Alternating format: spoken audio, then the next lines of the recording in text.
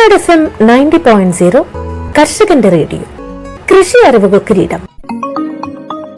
FACT കാർഷിക.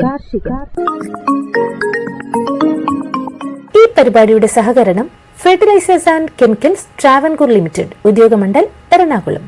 लेकिन मैं किसान भाई बहनों को भी कहूंगा कि आपको भी मेरी मदद करनी होगी, और वो मेरी मदद है इतना ही नहीं, मेरे किसान भाई बहन आपकी भी मदद है, और वो है ये धरती माता को बचाना। हम धरती माता को अगर नहीं बचाएंगे तो यूरिया की कितने ही थैले डाल दे, ये धरती मां हमें कुछ नहीं देगी। और इसलिए जैसे शरीर में बीमारी हो जाए तो दवाई भी हिसाब से लेनी पड़ती है। 2 गोली की जरूरत है, 4 गोली खा लें तो शरीर को फायदा नहीं, नुकसान हो जाता है। वैसा ही ये धरती मां को भी अगर हम जरूरत से ज्यादा, पड़ोस वाला ज्यादा बोरी डालता है इसलिए मैं भी बोरी डाल दूं, इस प्रकार से अगर करते रहेंगे तो ये धरती मां हमसे रूठ जाएगी। यूरिया खिला खिला करके हमें धरती माता को मारने का कोई हक नहीं है। ये हमारी मां है, हमें उस मां को भी बचाना है।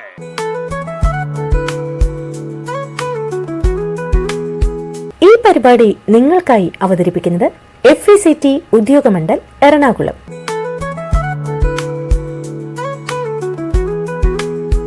പ്രിയപ്പെട്ട കർഷക സുഹൃത്തുക്കളെ, രാസവളങ്ങളുടെ പ്രധാനമായും യൂറിയയുടെ അഭാവത്തെക്കുറിച്ച് ദിനംപ്രതി വാർത്താ മാധ്യമങ്ങളിലും മറ്റും വന്നുകൊണ്ടിരിക്കുകയാണല്ലോ. ശരിക്കും ഈ ഒരു അളവിൽ യൂറിയയുടെ ആപ്ലിക്കേഷൻ നമ്മുടെ മണ്ണുകൾക്ക് വേണമെന്ന് നമ്മൾ തിരിച്ചറിയേണ്ടതാണ്.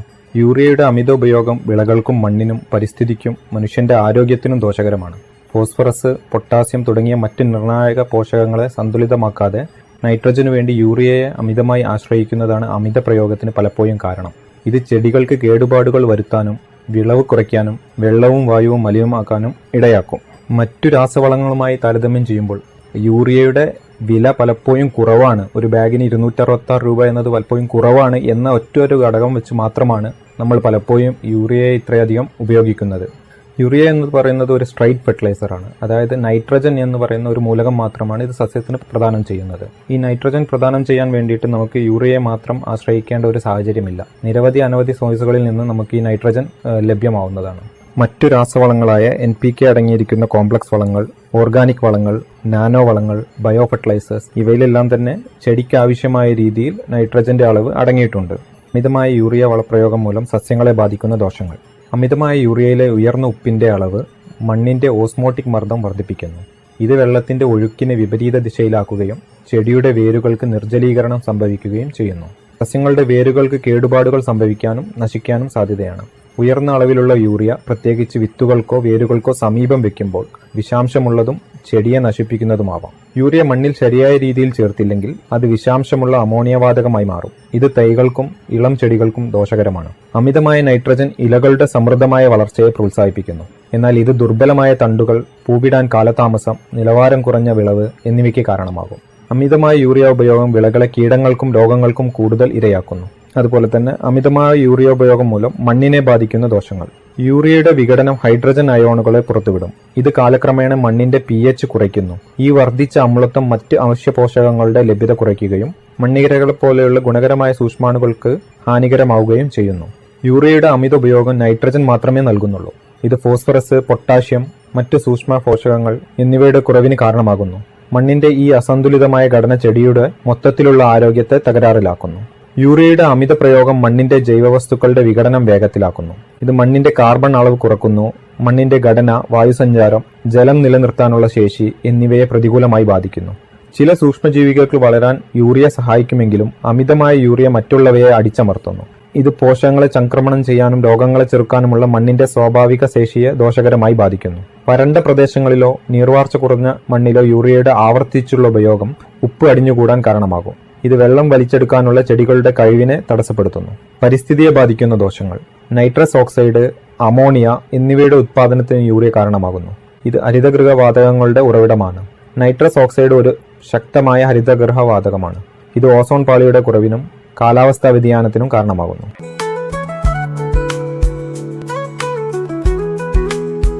ഈ പരിപാടി നിങ്ങൾക്കായി അവതരിപ്പിക്കുന്നത് FECT ഉദ്യോഗമണ്ഡൽ എറണാകുളം.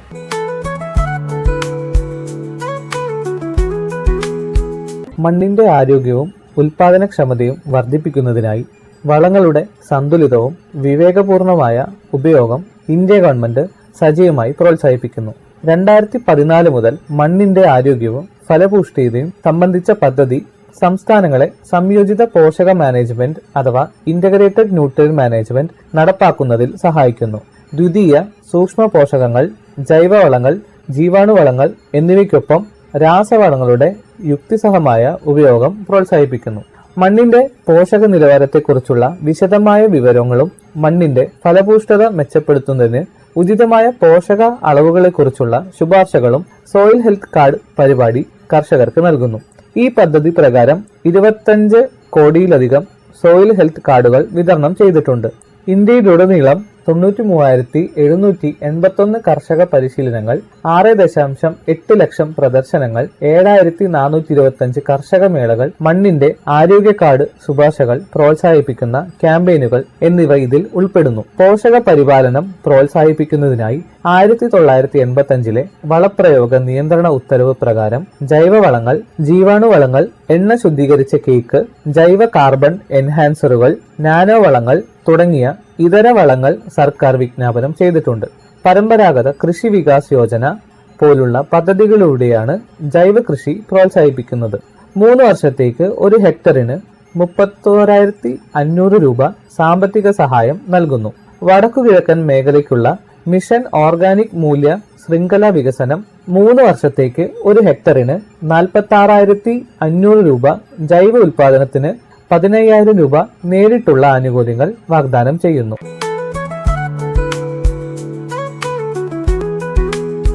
ഈ പരിപാടി നിങ്ങൾക്കായി അവതരിപ്പിക്കുന്നത് FECT ഉദ്യോഗമണ്ഡൽ എറണാകുളം.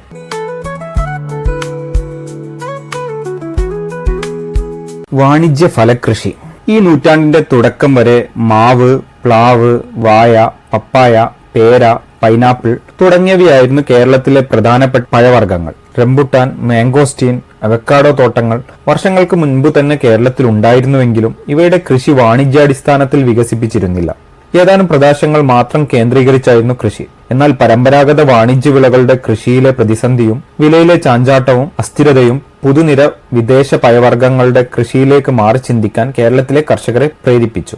കേരളത്തിൽ ഏറ്റവും കൂടുതൽ സ്ഥലത്ത് കൃഷി ചെയ്യുന്ന രണ്ടാമത്തെ വിളയായ റബ്ബർ മേഖലയിലാണ് ഈ മാറ്റം കൂടുതൽ പ്രകടം. മധ്യ കേരളത്തിൽ കർഷകർ റബ്ബർ വെട്ടിമാറ്റി റംബുട്ടാൻ, മാംഗോസ്റ്റീൻ, വിദേശ ഇനം പ്ലാവുകൾ തുടങ്ങിയവയുടെ കൃഷിയിലേക്ക് മാറി. ഉയർന്ന അന്തരീക്ഷ ആർദ്രതയും ചൂടുമുള്ള തെക്ക് കിഴക്ക് ഏഷ്യൻ രാജ്യങ്ങളുടേതിന് സമാനമായ കാലാവസ്ഥ കേരളത്തിൽ നിലവിലുണ്ടെന്നതാണ് ഈ വിളകളുടെ വാണിജ്യ കൃഷിക്ക് സഹായകരമാകുന്ന അനുകൂല ഘടകം. വരുമാനവും കൂടുതലാണ്. ഒരേക്കർ റബ്ബർ തോട്ടത്തിൽ നിന്നും 20,000 രൂപ വരുമാനം ലഭിക്കുമ്പോൾ ഇതേ സ്ഥലത്ത് കൃഷി ചെയ്യുന്ന റംബുട്ടാനിൽ നിന്നും 1.5 ലക്ഷം രൂപയോളം വരുമാനം ലഭിക്കും. ആരോഗ്യകരമായ ഭക്ഷണത്തോടുള്ള താല്പര്യം കാരണം വിദേശ പഴവർഗ്ഗങ്ങൾക്കുള്ള ഡിമാൻഡ് ഓരോ വർഷവും വർദ്ധിച്ചു വരികയാണ്. രാജ്യത്തെ ശരാശരിയേക്കാൾ കൂടുതലാണ് കേരളത്തിൽ ഇവയുടെ ഉപഭോഗം. കേരളത്തിൽ 25% കണ്ടാണ് വിദേശ പഴങ്ങളുടെ പ്രതിവർഷ ഉപഭോഗ വളർച്ചാ നിരക്ക്. ചില പുതുനിര പഴവർഗ്ഗ വിളകൾക്ക് കയറ്റുമതി സാധ്യതയുമുണ്ട്.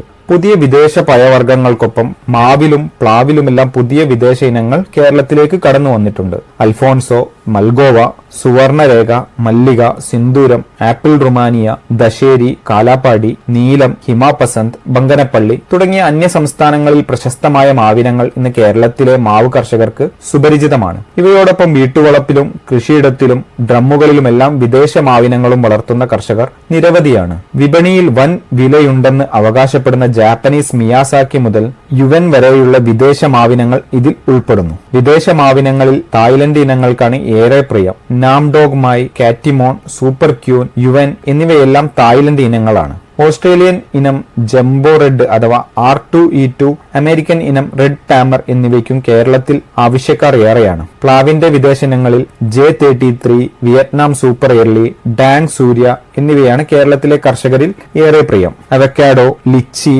Durian, abiu, longan, dragon fruit, passion fruit, philosan, milk fruit, rollinia, dukong, gac fruit, rain forest plum, mahkota dewa, ലാങ്സ്റ്റാക്ക്, matoa, miracle fruit, peanut butter fruit, mamey sapota, kepel തുടങ്ങിയ വിദേശ പഴവർഗ്ഗങ്ങളുടെ ഒരു നീണ്ട നിര തന്നെ കേരളത്തിലെ കൃഷിയിടങ്ങളിൽ കഴിഞ്ഞ 1.5 പതിറ്റാണ്ടിനിടെ വ്യാപകമായിട്ടുണ്ട്. അണ്ടിപ്പരിപ്പുകളിൽ ഏറ്റവും വില കൂടിയതും രുചികരവുമായ മക്കാഡമിയയാണ് ഈ നിരയിലെ പുതുമുഖം. ജബോട്ടിക്കാബ എന്ന ബ്രസീലിയൻ മരമുന്തിരി, ബർമീസ് ഗ്രേപ്പ്, പലതരം വിദേശ മൽബറികൾ, വിദേശ ചാമ്പകൾ, വിദേശ അത്തീനങ്ങൾ തുടങ്ങിയവയും വീട്ടുവളപ്പുകളിൽ ഇടം കണ്ടെത്തിയിട്ടുണ്ട്. ഇതിൽ 1 ഡസനോളം വിദേശ പഴവർഗ്ഗങ്ങൾക്ക് മാത്രമാണ് വാണിജ്യാടിസ്ഥാനത്തിലുള്ള കൃഷിക്ക് സാധ്യത. വാണിജ്യാടിസ്ഥാനത്തിലല്ലാതെ കൗതുകത്തിനും വിളവൈവിധ്യത്തിനും വേണ്ടി വിവിധതരം വിദേശ പഴവർഗ്ഗങ്ങൾ വീട്ടുവളപ്പിൽ കൃഷി ചെയ്യുന്ന കർഷകരെയും കാണാം. ചില പഴങ്ങളുടെ അദ്ഭുത സിദ്ധികളെക്കുറിച്ചുള്ള സ്വകാര്യ നഴ്സറിക്കാരുടെ പ്രചരണ തന്ത്രങ്ങളിൽ കുടുങ്ങി തൈകൾ നടുകയും സ്ഥലം നഷ്ടപ്പെടുത്തിയെന്ന് മനസ്സിലാക്കി പിന്നീട് അവ വെട്ടിമാറ്റുകയും ചെയ്യുന്ന കർഷകരും ഏറെയാണ്. കേരളത്തിൽ ഇപ്പോൾ 10,000 ഹെക്ടറിനടുത്ത് മാത്രമാണ് വാണിജ്യാടിസ്ഥാനത്തിലുള്ള വിദേശ പഴകൃഷി. ഇതിൽ മുൻനിരയിൽ നിൽക്കുന്നത് റംബുട്ടാനാണ്. ഡ്രാഗൺ ഫ്രൂട്ട്, മാംഗോസ്റ്റീൻ, അവക്കാഡോ, വിദേശ പ്ലാവിനങ്ങൾ എന്നിവയും വാണിജ്യാടിസ്ഥാനത്തിൽ കൃഷി ചെയ്യുന്നുണ്ട്. ലോങ്ങൻ, ദുരിയാൻ എന്നിവയുടെ കൃഷി പരിമിതമാണ്. വയനാട്ടിൽ പരിമിതമായ സ്ഥലത്ത് ലിച്ചിയുടെ കൃഷിയുണ്ട്. വാണിജ്യാടിസ്ഥാനത്തിലുള്ള വിദേശ പഴവർഗ്ഗ കൃഷിയിലേക്ക് തിരിയുമ്പോൾ ഏറ്റവും വിപണന സാധ്യതയുള്ള വിളകൾ മാത്രം തിരഞ്ഞെടുക്കണം. അവക്കാഡോ, മാംഗോസ്റ്റീൻ, റംബുട്ടാൻ,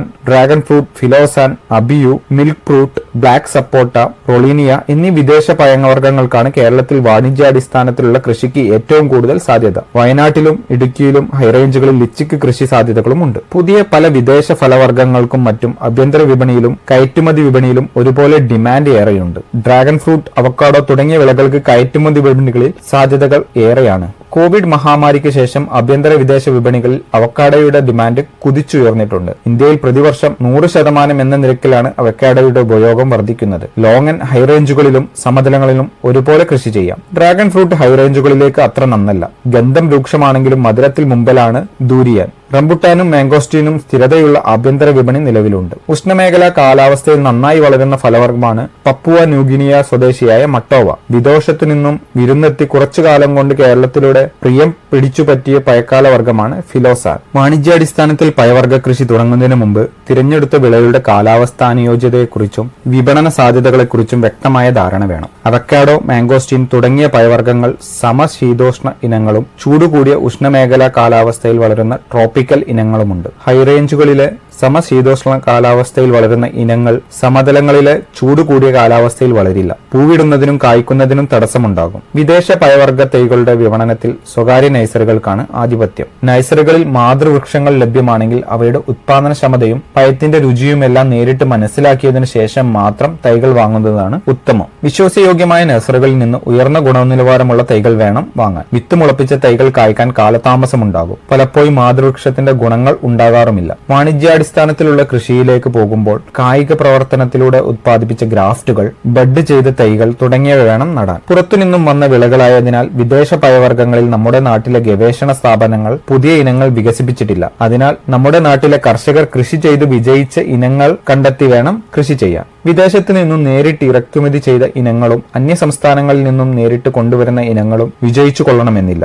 നമ്മുടെ കാലാവസ്ഥയുമായി ഇണങ്ങി വളരുന്നവയാണെന്ന് ബോധ്യപ്പെട്ടതും ഏറ്റവും വാണിജ്യ സാധ്യതയുള്ളതുമായ ഇനങ്ങൾ വേണം തിരഞ്ഞെടുക്കാൻ. അന്താരാഷ്ട്ര വിപണിയിൽ ഏറ്റവും ഡിമാൻഡുള്ള ഹാസ് ഇനമാണ് ഇടുക്കിയിലെയും വയനാട്ടിലെയും അവക്കാഡോ ആണ് കർഷകർക്കിടയിൽ ഇപ്പോൾ താരം. ലോങ്ങനിൽ റൂബി ലോങ്ങൻ, പിങ് പോങ്, ഇഡോ തുടങ്ങിയ ഇനങ്ങൾ കേരളത്തിലെ കർഷകർക്കിടയിൽ പ്രചാരത്തിലുണ്ട്. ചില പഴവർഗ്ഗങ്ങളിൽ പരാഗണം നടക്കണമെങ്കിൽ വിവിധ ഇനങ്ങൾ ഇടകലർത്തി നടണം. മറ്റു ചിലതിൽ ദ്വിലിംഗ പുഷ്പങ്ങൾ ഉൽപ്പാദിപ്പിക്കുന്ന ഗ്രാഫ്റ്റ് തൈകൾ നടണം. തൈകൾ നടുന്നതിന് മുമ്പ് ഇതിനെക്കുറിച്ച് വ്യക്തമായ ധാരണ ഉണ്ടായിരിക്കണം. തനിവിളയായിട്ടാണോ ഇടവിളയായിട്ടാണോ കൃഷി ചെയ്യുന്നത് എന്നതിന്റെ അടിസ്ഥാനത്തിൽ തൈകൾ തമ്മിലുള്ള കൃത്യമായ അകലം നൽകണം. തൈകൾ നടുന്നതിന് അകലം ഇനം, മണ്ണ്, കാലാവസ്ഥ എന്നിവ അനുസരിച്ച് വ്യത്യാസപ്പെട്ടിരിക്കും. വിദേശ പഴവർഗ്ഗങ്ങളിൽ പലതും വലിയ മരങ്ങളായി വളരുമെന്നതിനാൽ വൃക്ഷങ്ങൾ തമ്മിലത്തെ ശരിയായ അകലം നൽകുന്നത് പ്രധാനമാണ്. ഹൈ ഡെൻസിറ്റി കൃഷിയാണ് പിന്തുടരുന്നതെങ്കിൽ ഇടയകലം അനുസരിച്ച് ക്രമീകരണം, വൃക്ഷ പഴവർഗ്ഗ വിളകൾക്ക് ശുപാർശ ചെയ്തിരിക്കുന്ന നീളത്തിലും വീതിയിലും ആയത്തിലുമുള്ള കുഴികൾ മഴക്കാലം തുടങ്ങുന്നതിന് 2 ആഴ്ച മുൻപെങ്കിലും തയ്യാറാക്കിയിരിക്കണം. ഡ്രാഗൺ ഫ്രൂട്ട് പോലുള്ള പഴവർഗ്ഗങ്ങളുടെ കൃഷിരീതികൾ വ്യത്യസ്തമാണ്.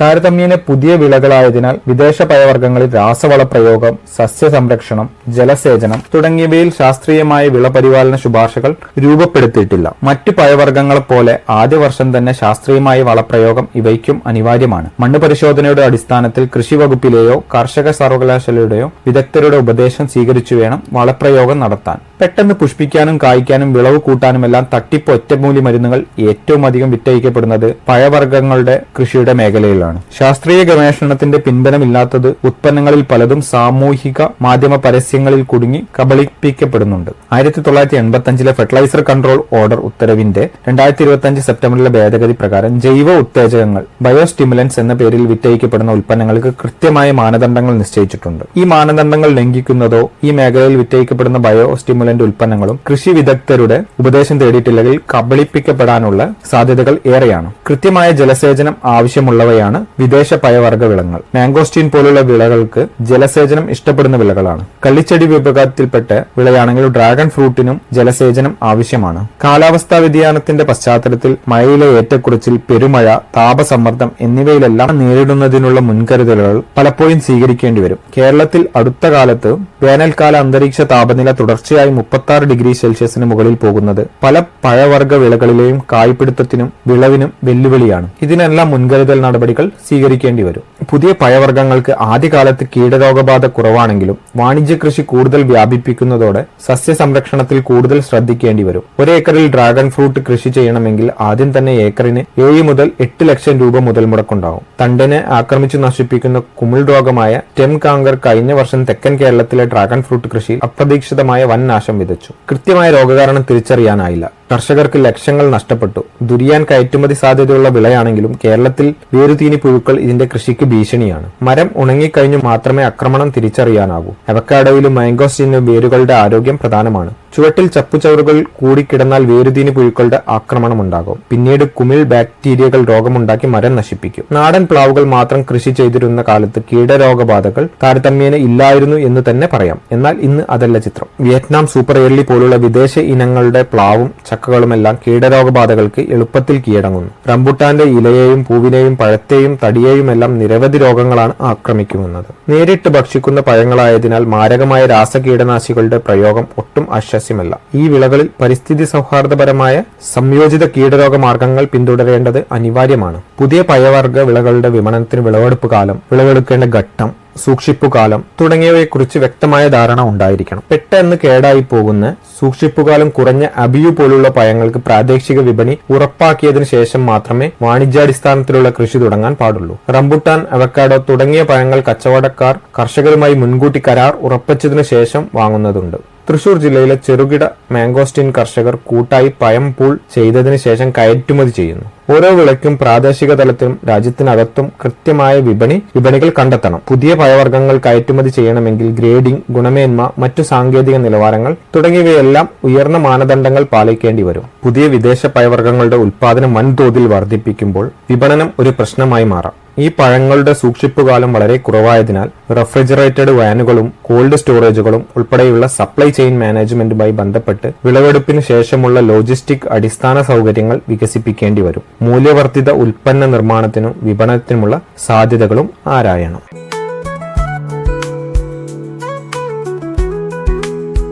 ഈ പരിപാടി നിങ്ങൾക്കായി അവതരിപ്പിക്കുന്നത് FECT Udyogamandal Ernakulam.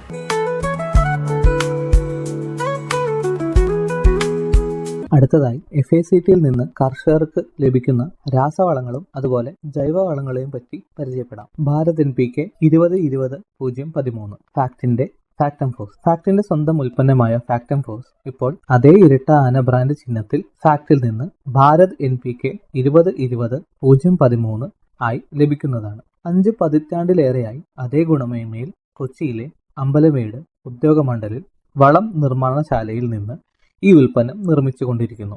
60% ammonium സൾഫേറ്റിന്റെയും 40% ammonium ഫോസ്ഫേറ്റിന്റെയും രാസ സംയോജനമായ ഈ ഉൽപ്പന്നം സസ്യങ്ങളുടെ വളർച്ചയ്ക്ക് ആവശ്യമായ നൈട്രജൻ, ഫോസ്ഫറസ് എന്നീ 2 പ്രധാന പോഷകങ്ങൾ 20% വീതം നൽകുന്നു.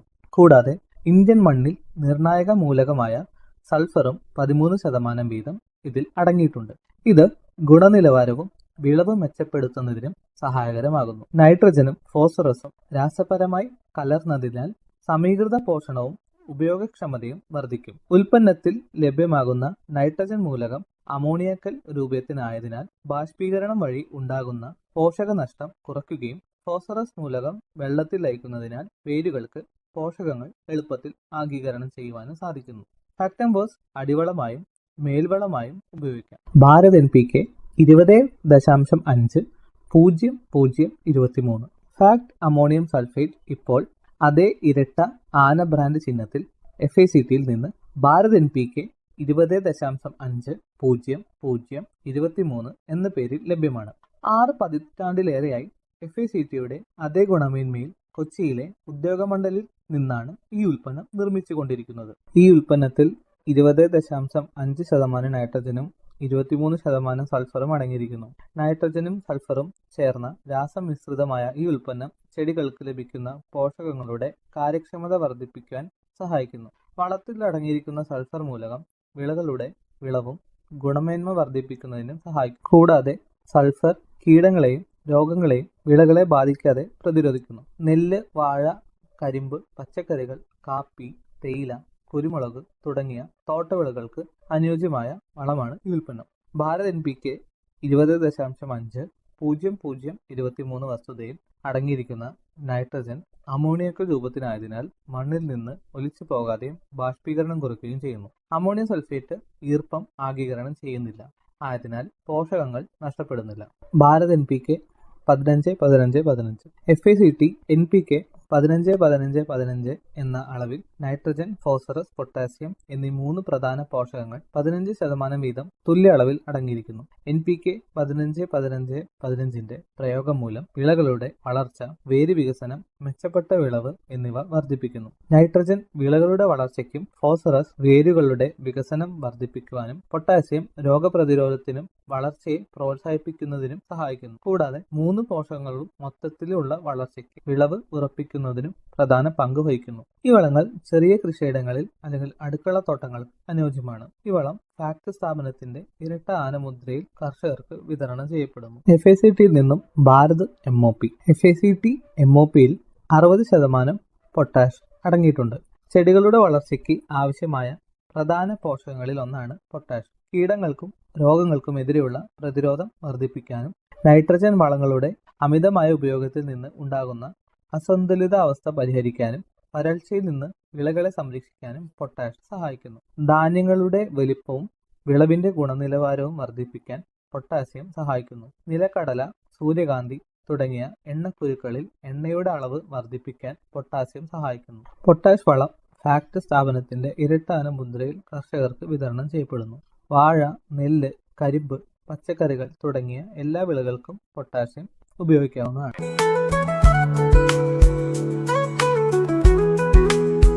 ഈ പരിപാടി നിങ്ങൾക്കായി അവതരിപ്പിക്കുന്നത് FACT ഉദ്യോഗമണ്ഡൽ എറണാകുളം.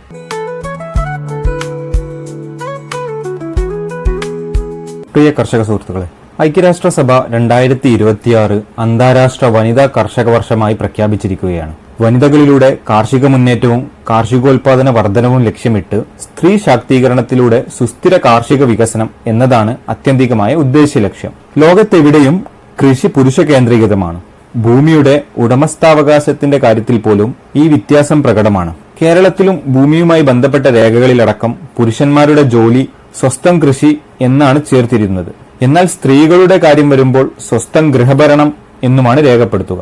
എന്നാൽ കൃഷിയുടെ എല്ലാ തലങ്ങളിലും പുരുഷന്മാർക്കൊപ്പം തന്നെ സ്ത്രീകളുടെയും പങ്കും പങ്കാളിത്തവും ഉണ്ടായിരുന്നു. ഐക്യരാഷ്ട്രസഭയുടെ വനിതാ കർഷക വർഷ പ്രഖ്യാപനത്തിന് കാലങ്ങൾക്ക് മുമ്പ് തന്നെ ഇന്ത്യയിലെ താരതമ്യേന ചെറിയ സംസ്ഥാനമായ കേരളം കാർഷികാഭിവൃദ്ധി ലക്ഷ്യമാക്കി സ്ത്രീകളുടെ സാന്നിധ്യം ഉറപ്പാക്കിക്കൊണ്ടുള്ള ഒട്ടേറെ പദ്ധതികളാണ് നടപ്പിലാക്കിയിട്ടുള്ളത്. കേരളത്തിൽ കൃഷിവകുപ്പ് നടപ്പാക്കിയതും ഇപ്പോൾ നടപ്പാക്കുന്നതുമായ വനിതാ പങ്കാളിത്ത പദ്ധതികൾ ഇതിന്റെ പ്രത്യക്ഷ ഉദാഹരണമാണ്. കാർഷികോത്പാദനത്തിൽ പ്രതീക്ഷാനുസൃതമായ മുന്നേറ്റമുണ്ടാക്കുവാൻ കഴിയുന്നില്ലെങ്കിലും കാർഷികാധിഷ്ഠിത സംരംഭങ്ങളിലൂടെ മൂല്യവർദ്ധിത ഉൽപ്പന്നങ്ങളുടെ നിർമ്മാണത്തിലും വിപണനത്തിലും മറ്റും ശ്രദ്ധേയമായ പുരോഗതി നേടാൻ കേരളത്തിനായിട്ടുണ്ട്. സ്ത്രീ ശാക്തീകരണത്തിന്റെ ലോകോത്തര മാതൃകയായ കുടുംബശ്രീ മിഷൻ കാർഷിക മേഖലയിലും വലിയ ഇടപെടലാണ് നടത്തിയിട്ടുള്ളത്. തരിശിട്ടിരിക്കുന്ന ഭൂമി പാട്ടത്തിനെടുത്ത് കുടുംബശ്രീ കൂട്ടായ്മകളുടെ നേതൃത്വത്തിൽ സംസ്ഥാനത്തുടനീളം പച്ചക്കറികളും കിഴങ്ങുവർഗ്ഗങ്ങളും പുഷ്പകൃഷിയും വാഴകൃഷിയും മറ്റും വിപണനാടിസ്ഥാനത്തിൽ നടക്കുന്നുണ്ട്. കൃഷിയിലെ സ്ത്രീ പങ്കാളിത്തത്തിന്റെ അനുകരണീയമായ സാക്ഷ്യമാണിത്. വിമൺ ഇൻ അഗ്രികൾച്ചർ, ഞങ്ങളും കൃഷിയിലേക്ക്, കൃഷിക്കൂട്ടം, പോഷക സമൃദ്ധി മിഷൻ തുടങ്ങിയിട്ടുള്ള കൃഷി വകുപ്പിന്റെ വിവിധ പദ്ധതികളിൽ സ്ത്രീകളുടെ പങ്കാളിത്തം വളരെയേറെയാണ്. കൃഷി അനുവർത്തന മുറകളിൽ ഡ്രോൺ ഉപയോഗപ്പെടുത്തുന്നതിൽ പരിശീലനം നേടിയവർ, സ്വന്തം ഡ്രയറിൽ കൊപ്രയുണ്ടാക്കി സ്വന്തമായ ബ്രാൻഡിൽ വെളിച്ചെണ്ണയും ഉരുക്കു വെളിച്ചെണ്ണയും ഉത്പാദിച്ചു വിപണനം നടത്തുന്നവർ, കൂൺ കൃഷി നടത്തി കൂണിനും കൂൺ ഉൽപ്പന്നങ്ങൾക്കും വിപണി കണ്ടെത്തുന്നവർ, തേനീച്ച വളർത്തൽ ജീവനോപാധിയാക്കി തേനും മറ്റു ഉൽപ്പന്നങ്ങളും വിൽപ്പന നടത്തുന്നവർ തുടങ്ങിയ കേരളത്തിൽ കൃഷിയുടെ സമസ്ത മേഖലകളിലും സ്ത്രീകളുടെ കാർഷിക സംരംഭകത്വ വിജയഗാഥകൾ ഒട്ടനവധിയാണ്. മാത്രമല്ല, ഇതിലൂടെ കർഷകോത്പാദനം സാധ്യമാക്കുന്നു എന്ന പ്രത്യക്ഷ നേട്ടത്തിലുപരി സാമൂഹ്യ പുരോഗതിക്കും കുടുംബങ്ങളുടെ ജീവിത നിലവാരം മെച്ചപ്പെടുത്തുന്നതിനും ഒരുമയുടെ സന്ദേശം സന്നിവേശിപ്പിക്കുന്നതിനും സ്ത്രീകളുടെ നേതൃത്വ പാടവശേഷി ഉയർത്തുന്നതിനുമെല്ലാം കേരളം കൈക്കൊണ്ട സ്ത്രീപക്ഷ സമീപനമാണ് ഇപ്പോൾ ഇത് ഐക്യരാഷ്ട്രസഭയുടെ വനിതാ കർഷക വർഷ പ്രഖ്യാപനത്തിലൂടെ ലോകമാകെ യാഥാർത്ഥ്യമായിരിക്കുന്നത്. കാർഷിക കേരളം ഈ UN പ്രഖ്യാപനത്തെ സകുടുംബ കൃഷിയുടെ പ്രോത്സാഹനത്തിനും വ്യാപനത്തിനുമായി പ്രയോജനപ്പെടുത്തുകയാണ് വേണ്ടത്. വാണിജ്യാടിസ്ഥാനത്തിലുള്ള കൃഷിയേക്കാൾ കേരളീയ സാഹചര്യത്തിൽ കുടുംബ കൃഷിക്കാണ് പ്രാമുഖ്യം നൽകേണ്ടത്.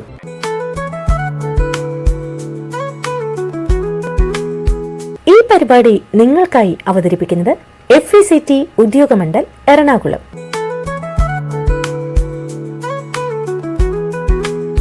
ഫാക്ട് DAP പറ്റി നമുക്ക് പരിചയപ്പെടാം. DAP dye ammonium phosphate. ഇത് പ്രധാനമായും 2 പോഷകങ്ങൾ അടങ്ങിയ വളമാണ്. ഫോസ്ഫറസും നൈട്രജനും. ഇത് ചെടികളുടെ വളർച്ചയ്ക്കും വേരുകൾക്കും ബലം നൽകുന്നതിനും സഹായിക്കുന്നു. മാത്രമല്ല, വിളകളിൽ പ്രോട്ടീൻ ഉൽപാദനത്തെയും ക്ലോറോഫിൽ രൂപീകരണത്തെയും ഇത് സ്വാധീനിക്കുന്നു. അടുത്തതായി DAP ഉപയോഗിക്കുന്നതിന്റെ ഗുണങ്ങൾ എന്തൊക്കെയാണെന്ന് നോക്കാം. വിളവ് വർധനവ്. മണ്ണിൽ ശരിയായ പോഷകങ്ങളും ധാതുക്കളും ഇല്ലാത്ത പ്രദേശങ്ങൾക്ക് DAP വളങ്ങൾ അത്യാവശ്യമാണ്. പോഷകങ്ങൾ ആഗിരണം ചെയ്യാനുള്ള ശേഷി വർദ്ധിപ്പിക്കുന്നത് വിളവ് ഗണ്യമായി വർദ്ധിപ്പിക്കുമെന്ന് അറിയപ്പെടുന്നു. മെച്ചപ്പെട്ട സസ്യവളർച്ച. ചെടികളുടെ വളർച്ചയ്ക്കും വികാസത്തിനും ആവശ്യമായ അവശ്യ പോഷകങ്ങൾ നൽകിക്കൊണ്ട് സസ്യവളർച്ച വർദ്ധിപ്പിക്കുന്നു. കൂടുതൽ സാന്ദ്രീകൃത ഡൈ അമോണിയം ഫോസ്ഫേറ്റ് വളം സസ്യങ്ങളുടെ പ്രകാശ സംശ്ലേഷണത്തെ പ്രോത്സാഹിപ്പിക്കുന്നു. ഉയർന്ന പ്രതിപ്രവർത്തന ശേഷിയുള്ള സംയുക്തം. DAP വളരെ പ്രതിപ്രവർത്തനക്ഷമമായ ഒരു സംയുക്തമാണ്. വെള്ളത്തിൽ വേഗം ലയിക്കുന്നു. സസ്യങ്ങളുടെ വേരുകളിലൂടെ ആഗിരണം ചെയ്യാൻ ഇത് എളുപ്പത്തിൽ ലഭ്യമാണ്. മെച്ചപ്പെട്ട വേര് വികസനം. സസ്യവളർച്ചയ്ക്ക് പ്രധാനമായ ശക്തമായ വേരുകളുടെ വികാസത്തിന് ഫോസ്ഫേറ്റ് അയോൺ അടങ്ങിയ ഫോസ്ഫറസ് അത്യാവശ്യമാണ്. കൂടാതെ ഈ ശക്തമായ വേരുകൾ വളർച്ചയും മറ്റു പരുക്കൻ ജലസാഹചര്യങ്ങളെയും നേരിടാൻ ചെടിയെ സഹായിക്കുന്നു. കൂടാതെ ഈ ശക്തമായ വേരുകൾ വരൾച്ചയും മറ്റു പരുക്കൻ ജലസാഹചര്യങ്ങളെയും നേരിടാൻ ഒരു ചെടിയെ സഹായിക്കുന്നു.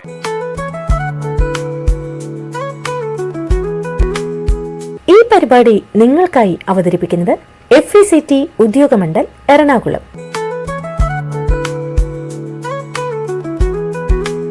FACT single super phosphate. സസ്യ വളർച്ചയ്ക്ക് ആവശ്യമായ ഫോസ്ഫറസ്, കാൽഷ്യം, സൾഫർ തുടങ്ങിയ പോഷകങ്ങൾ നൽകുന്നത് ഉൾപ്പെടെ നിരവധി ഗുണങ്ങൾ സിംഗിൾ സൂപ്പർ ഫോസ്ഫേറ്റ് വാഗ്ദാനം ചെയ്യുന്നു. അസിഡിറ്റി കുറയ്ക്കുകയും ഘടന മെച്ചപ്പെടുത്തുകയും ചെയ്തുകൊണ്ട് മണ്ണിന്റെ ആരോഗ്യം മെച്ചപ്പെടുത്തുന്നു. ചെലവ് കുറഞ്ഞതും എളുപ്പത്തിൽ ലഭ്യമായതുമായ വളസ്രോതസ്സാണിത്. കീടങ്ങൾക്കും രോഗങ്ങൾക്കും എതിരായ വിളകളുടെ ഗുണനിലവാരം, വിളവ് പ്രതിരോധം എന്നിവ വർദ്ധിപ്പിക്കുന്നു. എണ്ണക്കുരുക്കൾ, പയർവർഗ്ഗങ്ങൾ, കരിമ്പ് എന്നിവയ്ക്ക് ഇത് പ്രത്യേകിച്ചും ഗുണം ചെയ്യും. കാരണം ഇത് എണ്ണയുടെയും പ്രോട്ടീന്റെയും അളവ് വർദ്ധിപ്പിക്കുന്നു. ആരോഗ്യകരമായ വളർച്ചയ്ക്ക് ആവശ്യമായ ഫോസ്ഫറസ്, കാൽഷ്യം, സൾഫർ എന്നിവ സിംഗിൾ സൂപ്പർ ഫോസ്ഫേറ്റിൽ നിന്ന് ലഭിക്കുന്നു. ഇവ വേരുകളുടെ വികസനത്തിനും വേരുകളുടെ സംവിധാനങ്ങളെ പ്രോത്സാഹിപ്പിക്കുന്നതിനും വെള്ളത്തിന്റെയും പോഷകങ്ങളുടെയും ആഗിരണം മെച്ചപ്പെടുത്തുന്നതിനും സഹായിക്കുന്നു. ഫാക്ട് സിംഗിൾ സൂപ്പർ ഫോസ്ഫേറ്റിൽ 16% ഫോസ്ഫറസ്, ഫാക്ട് സിംഗിൾ സൂപ്പർ ഫോസ്ഫേറ്റിൽ 16% ഫോസ്ഫേറ്റ് അടങ്ങിയിരിക്കുന്നു. ഇത് വേരുകളുടെ വളർച്ചയ്ക്കും സൂക്ഷ്മ ജീവികളുടെ പ്രവർത്തനത്തിനും കൂടുതൽ അനുയോജ്യമാകുന്നു. ഇവ മണ്ണിന്റെ ഘടനയെ മെച്ചപ്പെടുത്തുകയും അവ നിലനിർത്താനും വായു സഞ്ചാരവും ജല നിലനിർത്തലും മെച്ചപ്പെടുത്താനും സഹായിക്കുന്നു. സൾഫറിന് സസ്യങ്ങളുടെ മറ്റു പോഷകങ്ങളുടെ പ്രത്യേകിച്ച് നൈട്രജന്റെ ഉപയോഗം മെച്ചപ്പെടുത്താൻ കഴിയും.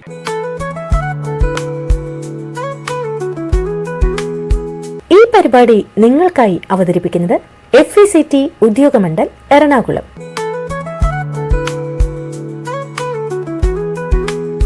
ഫാക്ട് ട്രിപ്പിൾ സൂപ്പർ ഫോസ്ഫേറ്റ് ഉയർന്ന ഫോസ്ഫറസ് സാന്ദ്രത, വേഗത്തിൽ സസ്യങ്ങൾ ആഗിരണം ചെയ്യുന്നതിനുള്ള വെള്ളത്തിൽ ലയിക്കുന്നതിന്റെ വേഗത, കാൽഷ്യത്തിന്റെ ഉറവിടം തുടങ്ങിയ ഗുണങ്ങൾ ഉള്ളതിനാൽ ഇവ മറ്റു വളങ്ങളെക്കാൾ വ്യത്യസ്തമായി നിൽക്കുന്നു. ഇത് ശക്തമായ വേരുകളുടെ വികസനം പ്രോത്സാഹിപ്പിക്കുകയും വിളയുടെ വിളവ് വർദ്ധിപ്പിക്കുകയും വരൾച്ചയ്ക്കും തണുപ്പിനും സസ്യപ്രതിരോധം വർദ്ധിപ്പിക്കുകയും ചെയ്യുന്നു. ട്രിപ്പിൾ സൂപ്പർ ഫോസ്ഫേറ്റ് വൈവിധ്യമാർന്നതും മറ്റു വളങ്ങളുമായി കലർത്താൻ കഴിയുന്നതുമാണ്. ഇത് വിവിധ വിളകൾക്കും മണ്ണിനും അനുയോജ്യമാവുന്നു. ട്രിപ്പിൾ സൂപ്പർ ഫോസ്ഫേറ്റിൽ 46% ഫോസ്ഫറസ് അടങ്ങിയിരിക്കുന്നതാണ്. ഇത് മണ്ണിലേക്ക് ഈ സുപ്രധാന പോഷകം എത്തിക്കുന്നതിനുള്ള കാര്യക്ഷമമായ മാർഗമായി മാറുന്നു. TSPയിൽ 90% കൂടുതൽ ഫോസ്ഫറസ് വെള്ളത്തിൽ ലയിക്കുന്നതാണ്. അതായത് ഇത് വേഗത്തിൽ ലയിക്കുകയും സസ്യങ്ങളുടെ ആഗിരണം എളുപ്പമാക്കുകയും ചെയ്യുന്നു. വേരുകളുടെ വളർച്ച വർദ്ധിപ്പിക്കുന്നു. ശക്തവും ഊർജ്ജസ്വലവുമായ ഒരു വേര് സിസ്റ്റം വികസിപ്പിക്കുന്നതിന് ഇത് നിർണായകമാണ്. ഇത് ഒരു ചെടിയുടെ വെള്ളവും പോഷകങ്ങളും ആഗിരണം ചെയ്യാനുള്ള കഴിവിന് അത്യാവശ്യമാണ്. വിളവ് മെച്ചപ്പെടുത്തുന്നു. ട്രിപ്പിൾ സൂപ്പർ ഫോസ്ഫേറ്റിൽ നിന്നുള്ള മതിയായ ഫോസ്ഫറസ് മികച്ച പൂവിടൽ, കായ്ക്കൽ, ധാന്യ രൂപീകരണം എന്നിവയിലേക്ക് നയിക്കുന്നു. ഇവ സസ്യപ്രതിരോധത്തെയും വർദ്ധിപ്പിക്കുന്നു. വരൾച്ച, മരവിപ്പിക്കുന്ന താപനില തുടങ്ങിയ സമ്മർദ്ദങ്ങളെ കൂടുതൽ പ്രതിരോധിക്കാൻ TSP സസ്യങ്ങളെ സഹായിക്കും. ഫോസ്ഫറസിന് പുറമെ ട്രിപ്പിൾ സൂപ്പർ ഫോസ്ഫേറ്റിൽ കാൽഷ്യവും അടങ്ങിയിരിക്കുന്നു. ഇത് സസ്യങ്ങൾക്ക് ഒരു അധിക ഗുണം നൽകുന്ന പോഷകമാണ്. ട്രിപ്പിൾ സൂപ്പർ ഫോസ്ഫേറ്റ് ധാന്യങ്ങൾക്ക്, പഴങ്ങൾക്കും പച്ചക്കറികൾക്കും എന്നിവയുൾപ്പെടെ വിവിധ വിളകൾക്ക് അനുയോജ്യമാണ്. ഇവ എളുപ്പത്തിൽ ഉപയോഗിക്കുകയും ചെയ്യാം. ഇവ ന്യൂട്രൽ, അസിഡിറ്റി എന്നിവയുള്ള മണ്ണിനും ഫലപ്രദമായി ഉപയോഗിക്കാം. ഈ പരിപാടി നിങ്ങൾക്കായി അവതരിപ്പിച്ചത് FECT ഉദ്യോഗമണ്ഡൽ എറണാകുളം. ഇതോടെ ഇന്നത്തെ പരിപാടി സമാപിക്കുന്നു. FECT കാർഷികം അടുത്തയാഴ്ച വീണ്ടും ഇതേ സമയം. എല്ലാവർക്കും നമസ്കാരം.